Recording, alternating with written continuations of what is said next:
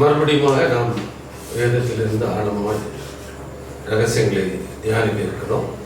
அதற்கு ஆதாரமாக ஆதியாகமத்தில் 2ஆம் அதிகாரம்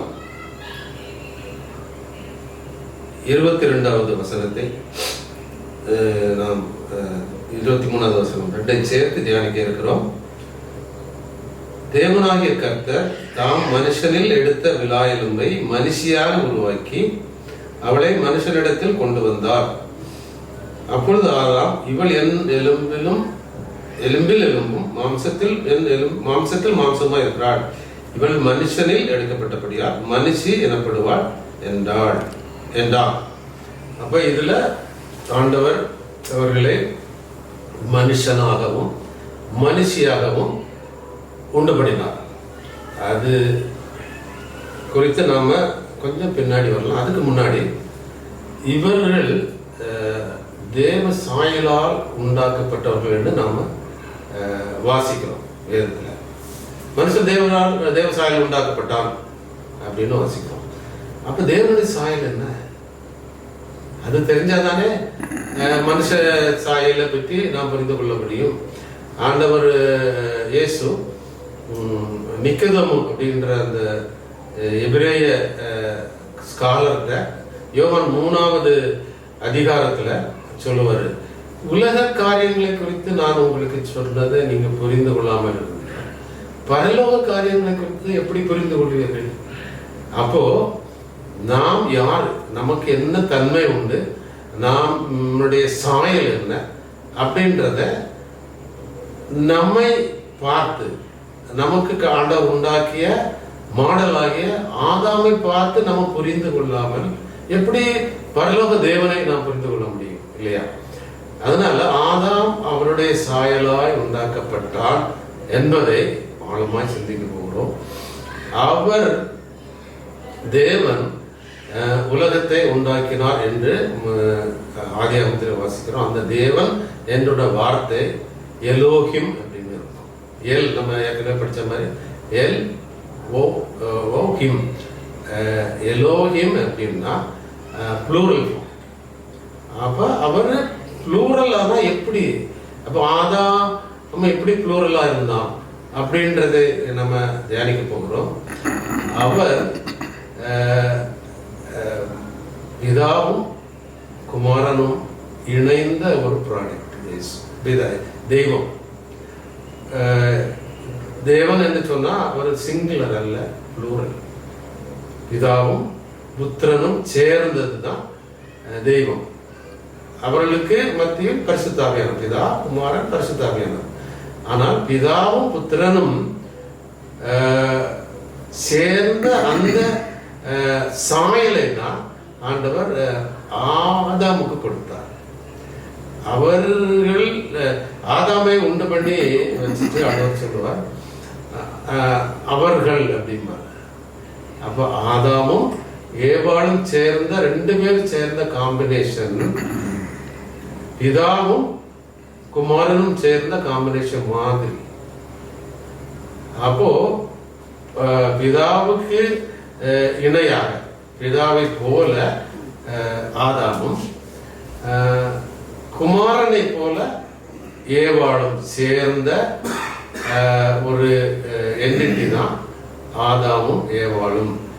ஆதாமும் ஏவாளில் இல்லையே, ஏவாள் இல்லை என்றால் ஆதாம்னு சொல்ல முடியாது. ஏவாள் சேர்ந்ததுதான் ஆதாம். அப்போ இருவரும் ஒன்றாக இருக்கும் போதே ஆண்டவர் அவர்களை ப்ளூரல்ல சொன்னார், அவர்கள் அப்படின்னு. அதேதான் நம்ம பிதாவை எலோஹிம், 2 பேர் சேர்ந்த கேரக்டர் ஒன்றா இருக்கிறது எலோஹிம். அதுபோல ஆதாமும் ஏவாளையும் ஒன்றாய் பார்த்து அதை ஆதாம் என்று சொன்னார். அப்ப அவர்களா இருந்தார்கள். அப்ப அவர்களை ஆண்டவர் என்ன செய்தார்னா 2ஆக பிரித்தார். பிரிக்கணும்னா மரணம் தான் அவங்களை பிரிக்க முடியும். ஆதாமுக்கு அயர்ந்த நித்திரை வரப்படினார்னு இருக்கு. ஆக்சுவலா நாம் மரித்தால் அது லாங் ஸ்லீப். மற்றபடி மரணங்கிறது கணமுடுறது போகிறது இல்லை. It's long sleep. திருப்பி மறுபடியும் நம்ம அந்த ஸ்லீப் இல்லாத நிலைமைக்கு வருவோம். அப்படித்தான் அப்போ ஆதாமுக்கு மரணத்தை உண்டு பண்ணி ஏவாளை பிரித்தார். அப்படியேதான் கிறிஸ்துவுக்கு மரணத்தை உண்டு பண்ணி தான் அவருடைய சபையை ஆண்டவர் உருவாக்க முடியும். கிறிஸ்துவும் சபையை எப்படியோ அதை போல ஆதாமும் ஏவாள். அப்போ ஆதாமுக்கு உள்ள இருந்த அந்த சாயல் தான் இயேசுவுக்கும் பிதாவுக்கும் இருந்தது. அப்ப இருவரும் பிரிக்கப்பட்டார்கள். அப்ப ஒரு ஆள் மனுஷி, ஒரு ஆள் மனுஷன், ஒரு ஆள் மனுஷன், ஒரு ஆள் மனுஷி. அதை ஹீப்ருல நம்ம வாசிக்கும் போது அது அவ்வளவு ஆழங்கள்.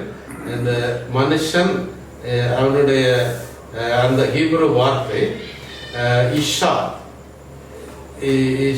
இஷ் என்று பேர். ஆலிவ், நம்ம ஹீப்ருவை வலது பக்கத்துல இருந்து இடது பக்கமா வாசிப்போம். ஷின், ஆலிவ், ஷின், ஆலிவ், யோத், ஷின், இஷ். ஆலிவ், யோத், ஷின். ஆலிவ், யோத், ஷின். அதுதான் மேன். ஆலிவும் யோதும் ஷின்னும் ஆன மனுஷனும். அடுத்தது இஷா, உமன் அப்படின்னா ஆலிவ், ஷின், ஹே அப்படின்னு அர்த்தம். இப்போ ஆலிவ் இந்த ரெண்டு பேரும் ஒன்றா சேர்ந்து இருந்தப்போ இரண்டு பேருக்கு காமனா இருக்கிறது ஆலிவும் ஷின்னும். இவளிடமும் இருக்கிற ஆலிவும் ஷின்னும். அப்ப அதுக்கு இடையில இருக்கிற அந்த எழுத்து யோது. அவனில் யோதும் அவளில் ஹேயும் இருக்கிறது. அப்ப இருவரும் ஒன்னா இருக்கும்போது இந்த ஹேயும் யோதும் ஒன்னா இருந்தாங்க. அப்போ அந்த ஹே அந்த யோது அப்படின்னு யாருன்னா அதுதான் நம்ம அல்லேலூயான்னு சொல்றோம் இல்லையா. அந்த யாவோட ரெண்டு கேரக்டர் தான் அல்லேலூயா. யோது ஹே, அதுதான் தெய்வம். இயேசு பிதா யோதாகவும் ஹே இயேசுவாகவும் இருந்த காம்பினேஷன் தான் எலோஹிம். அதே எலோஹிம ஆதாமுக்குள்ள வச்சு சிருஷ்டிச்சார். அதுலயும் யா இருந்தார். அல்லேலூயா. நம்ம அவரை வொர்ஷிப் பண்றோம் இல்லையா. யா அப்படின்னா தெய்வம். அது தெய்வம் ப்ராடக்ட் ஆஃப் டூ கேரக்டர்ஸ். ஒன்னு யோது, ஒன்னு ஹே. அப்ப யோது பிதாவையும் ஹே இயேசுவையும் குறிக்கிறது. அப்ப பிதா அப்படின்னா இயேசுவை நேசித்தார், பிதா குமாரன் நேசித்தார், இவர் என்னுடைய நேசகுமாரன் அப்படின்னா நம்ம வேதத்துல வாசிக்கிறோம். அப்போ ஹே அப்படின்னா என்ன? வொர்ஷிப், கீழடங்கி இருக்கிறது. இயேசு சொல்லுவார், நான் செய்கிறது சொல்லுகிறதெல்லாம் நான் அல்ல, பிதா சொல்ல நான் கேட்டு அதன்படி செய்கிறேன். அப்ப பிதாவுக்கு கீழடங்கின கேரக்டராய இயேசு ஹே அப்படின்ற வார்த்தைக்கு சமம். அப்ப பிதாவும் புத்திரனும் ஒன்றாக இருந்தாலும் பிதா நேசிக்கிறவர், இயேசு கீழ்படுகிறவர். இந்த ரெண்டையும் சேர்ந்த ஆதாமும் ஏவாளையும் ஆண்டவர் உலகத்துல படைத்துட்டு சொல்லுவாரு, நீ அவளை நேசிக்கணும், அவள் கீழடங்கணும். காரணம் ஒன்று யோத் அப்படின்னா அதிகாரம், நேசிக்கிறது. ஹே அப்படின்னா கீழ்ப்படுகிறது. அப்போ ஆதாம் நேசிக்க வேணும், ஏவாள் கீழ்ப்படியும். அந்த ரெண்டும் சேர்ந்த இடத்துல தேவன் இருப்பார். யோதும் ஹேயும் ஒன்னா இருந்தா சேர்ந்து இருக்கும்போது தேவன் இருப்பார். அப்படி இல்லாவிட்டால் அவர்களுக்கு என்ன, அந்த ரெண்டையும் எடுத்து விட்டார்கள். யோதையும் ஹே, ஆதாமில் இருக்கிற யோதையும் அதிகாரத்தையும் அன்பையும், ஏவாளர் இருக்கிற ஹேயும் எடுத்து விட்டால் யா தெய்வம் வெளியே வந்தாச்சு. அடுத்தது இருக்கிறது ஆலிவ் ஷின். ஆலிவ் ஷின் அதுக்கு பேரு ஈஷன். ஆலிவ் ஷின்ங்கிறது இஷ், ஈஷன்னா ஃபயர்னு அர்த்தம். அப்போ தெய்வம் இல்லாத ஃபேமிலியில முறுமுறுப்பு தான் இருக்கும், ஃபயர் தான் இருக்கும். அதனாலதான் அவன் அந்த பழத்தை சாப்பிட்டு அவள் சாப்பிட்டு அவளுக்கு கொடுத்த போது அவளுடைய கீழ்ப்படியாமை நிமித்தமாக பாவம் வந்த போது பிதா வெளியே போயிட்டார். யா வெளியே போய்விட்டதனால் அவர்களுக்கு மரணம் ஏற்பட்டது. அதுதான் நீ அந்த பழத்தை சாப்பிடும் நாளிலே நீ மரிப்பாய் என்று சொன்னது. பிதாவும் புத்திரனும் ஆகிய யா வெளியே போனவுடனே அவன் மரித்தான். அப்ப மரண நிலைமையில இருவரும் இஷ் என்கிற அந்த ஃபயர் அவர்களுக்குள்ளே உண்டானது. அதைத்தான் அவன் ஆண்டவர் ஆதாமே எங்கே இருக்கிறான்னு கேட்ட போது அவன் சொல்லுவான், நான் ஒளிந்து கொண்டு இருக்கிறேன். ஏன்னா நான் இந்த பழத்தை சாப்பிட்டேன், நீர் கொடுத்த ஸ்திரீ ஈஷா என்னுடைய மனைவின்னு சொல்லல, நீர் கொடுத்த ஸ்திரீ எனக்கு பழத்தை. அப்ப உங்களுக்குள்ளே ஃபயர் உண்டாயிட்டு. இது ஒரு பெரிய ரகசியம்.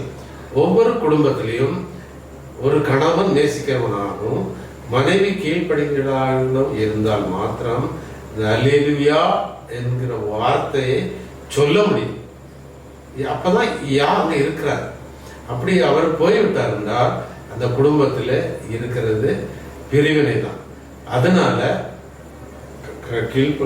கீழடங்காத மனைவியும் நேசிக்காத கணவன் இருக்கிற வீடுகளிலே ஒரு நாளும் அன்பான பிள்ளைகள் இருக்க மாட்டாங்க, கீழ்ப்படுகிற பிள்ளைகள் இருக்க மாட்டாங்க. இது உணர்ந்தால்தான் நாம் ஆண்டவரை அல்லேலூயா என்று தொழுது கொள்ள முடியும். அது மாத்திரமல்ல, ஆண்டவர் நம்மோடு இருந்து நம்ம குடும்பத்தை நம் நேசிக்கிறவர்களாகவும் மற்ற மனைவி கீழ்ப்படுகிறவர்களாக மாற முடியும். காரணம் ஆண்டவர் வைத்த பிரமாணம். இது அவர் ஒரு நாளும் மாற்றுவதில்லை. நேற்று மீண்டும் என்று மாறாதவர். அவருடைய அந்த கேரக்டர் ஒரு குடும்பத்திலே வைத்து அவர்கள் யாவை பிதாவை கிறிஸ்துவும் பிதாவும் இருக்கிற அந்த கேரக்டரை வெளிப்படுத்த வேண்டும் என்று அப்படிதான் அவனுக்கு சந்ததிகளை உண்டாக்க வேண்டும் அப்படின்னு தான் ஆண்டவர் அவனை குணப்படுத்தினார். நம்ம வேதத்துல ஒரு செப்பனியாவில் வாசிக்கிறோம். அவர் ஒருவனை அல்லவா உண்டாக்கினார். ஏன் ஒருவனை உண்டாக்கினார்? அவரிடத்தில் ஆவி பூர்ணமா இருந்ததே. ஏன் ஒருவனை உண்டாக்கினார்? அவனிலிருந்து விசுவாசமுள்ள சந்ததி, அவனிலிருந்து தேவ சந்ததி சீடு உண்டாக வேண்டும். அந்த சீடு சந்ததி என்றால் தேவனை போல, இயேசுவையும் பிதாவையும் சேர்ந்த காம்பினேஷனை போல உள்ள சந்ததி உண்டாக வேண்டும் அப்படின்னு சொல்லி, ஆகையால் ஒரு மனுஷனும் தன்னுடைய இள வயதின் மனைவிக்கு துரோகம் செய்யாதிருப்பானாக. அப்ப அந்த விஷயத்துல நேசிக்கிறதும் கீழடங்கிறது இல்லாத இடத்துல தெய்வம் இருக்க மாட்டார். அவனுக்கு பிறக்கிற குழந்தைகள் இஷாய் ஃபயர் உள்ளதாய் கீழ்ப்படியாததாய் மாறும். அதுதான் நம்ம தீமோத்தேயுல வாசிக்கிறோம். கடைசி காலங்களில் பெற்றோருக்கு கீழ்ப்படியாத குழந்தைகள் உண்டாகும், அவர்கள் அநேக துர்காரியங்களை செய்வார்கள் என்று எழுதியிருக்கப்பட்டது. காரணம், பெற்றோர் பிதாவையும் புத்திரனையும் கூடிய அந்த காம்பினேஷன் ஆகிய தெய்வத்தை கொண்டு நடக்காததினால் அப்படிப்பட்டவர்கள் சபையில சேர்ந்து அல்லேலூயா அல்லேலூயான்னு எத்தனை தடவை பேசினாலும் ஆண்டவர் கேட்க போறதில்லை. அந்த அல்லேலூயா யாவை அவர் கொலை பண்ணி விட்டார்கள், அவர்கள் துக்கப்படுத்தி விட்டார்கள். இது எப்போ ஆதாம் ஏவாள் அதை துக்கப்படுத்தினார்களோ அதன் பிறகு இந்த பிதாவும் புத்திரனும் ஒன்று சேர வேண்டும் என்றால் கிறிஸ்து வர வேண்டும். கிறிஸ்து வந்து ஒரு மனுஷனிலே பிதாவையும் புத்திரனையும் உள்ள அபானாய் மாற்றினால்தான் அவன் கடவுளுடைய சாயலாய் மறுபடியும் பிறக்க முடியும், சாயலாய் மாற முடியும். அப்போதுதான் குடும்பத்திலே கணவன் நேசிக்கவும் மனைவி கீழ்ப்படியவும் பிள்ளைகள் ஒலிவ மறை கன்ற போல கூட்டாய்மையா இருந்து வேதத்தில் சங்கீதத்தில் எழுதப்பட்டிருக்கிற அந்த ஆசீர்வாதமான காரியங்களை சுதந்திரித்துக் கொள்ள முடியும். அவருடைய மக்கள் என்றால் அவருடைய சாயலில் உண்டானவர்கள். யா இல்லாத குடும்பம் குடும்பம் அல்ல. இது ஆண்டவர் இதை 2000 வருஷம் இப்படி ஒரு குடும்பத்துக்காக, ஒரு ஃபேமிலிக்காக அவருடைய சந்ததி உண்டாக வேண்டும் என்று காத்து கொண்டிருந்தார். அந்த சந்ததி தான் ஆபிரகாம். 2000 வருஷத்துக்கு அப்புறம் தான் அப்படி ஒரு சந்ததியை ஆண்டவர் கொண்டு வர முடிந்தது. அப்போ அதுலேயும் அவனுக்கு குழந்தை பாக்கியம் இல்லை அப்படின்னு ஒரு சூழ்நிலை. அப்போ ஏன் அப்படின்னா, இப்போ அல்லேலூயா அந்த யோதும் ஹேயும் அவன் புரிந்து கொள்ள வேண்டும் என்பதற்காக 100 வருஷம் அவனுக்கு குழந்தை கொடுக்கல. அல்லமா அவனுக்கு டிஃபிஷியன்சியோ ஆண்டவருடைய விருப்பமோ இல்லை, சந்ததி உண்டாக வேண்டும். நம்ம ஆபிரகாம் பற்றி பேசும்போது நம்ம பார்க்கிறோம். ஆபிரகாமுடைய சந்ததியில் கிறிஸ்து வருவார். அப்போ ஆபிரகாம் இந்த மேன் உமன் இஷாவுடைய அந்த ஃபார்முலாவை சரியா வாழ்ந்தாதான் இயேசு கிறிஸ்து அதில் வர முடியும். இயேசு கிறிஸ்து ஆபிரகாமனுடைய குமாரன். அந்த இது ஃபார்முலா படி வந்தாதான் அவர் பிதாவையும் புத்திரன் உள்ள காம்பினேஷன் நிலைநிறுத்த முடியும். மற்றவர்களை இந்த பிதா புத்திரனுடைய கேரக்டராய் அவனாய் மாற்ற முடியும். அதற்காக ஆபிரகாமுக்கு ஆண்டவர் குழந்தை கொடுக்கும் போது அவளை நேசிக்கும்படியாகவும் அவள் கீழ்ப்படிமாகவும் உள்ள காரியத்தை அவனுக்கு ஏற்படுத்தி கொடுத்தார். அது பெரிய ரகசியம், பெரிய ஆழம். இருந்தாலும் நேரம் இருக்கிறதோ இல்லையோ நாம் இதை முழுமையாக தியானிக்க போகிறோம். கர்த்தர் நம்மை ஆசீர்வதிப்பார்.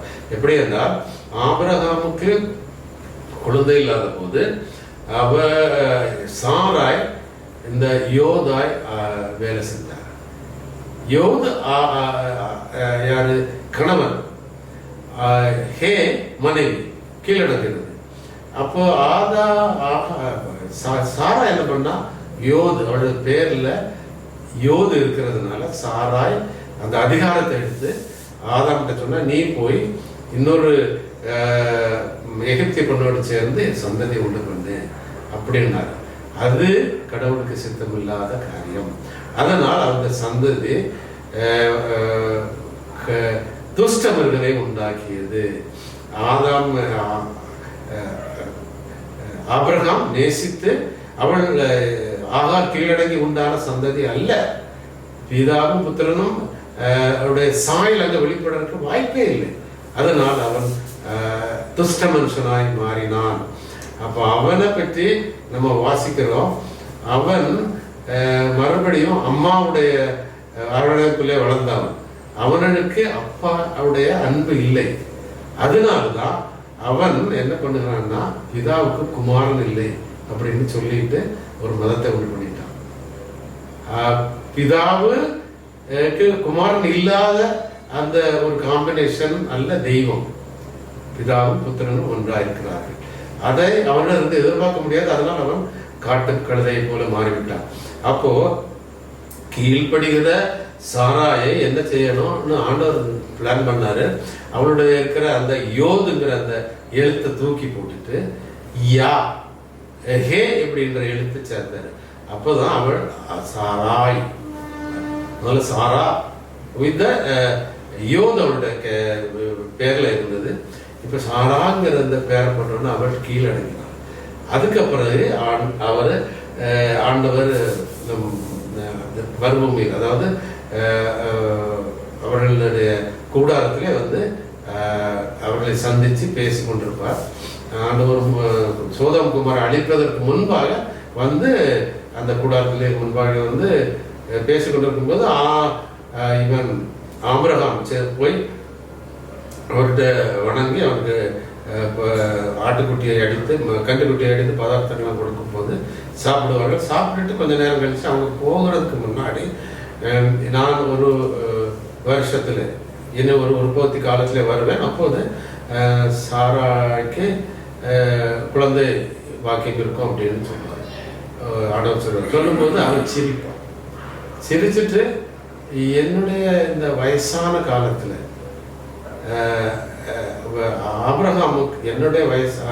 ஆபிரகாம் வயசான காலத்துல எனக்கு சுகம் கொடுக்க முடியுமா அப்படின்னு ஒரு மனசுல ஒரு சிந்தை, அதை யோசிப்பான். அப்போ ஆண்டவர் யோசிச்சுட்டு சிரிப்பான். ஆபிரகாம் எனக்கு இன்னும் கொடுக்க முடியுமோ அப்படின்னா அவனுடைய பிளான் இருந்தா, ஆபிரகாம் என் நிமித்தமாக சுகம் அனுபவித்து எனக்கு குழந்தை உண்டாக வேண்டும். அல்லாம ஒரு டெஸ்ட்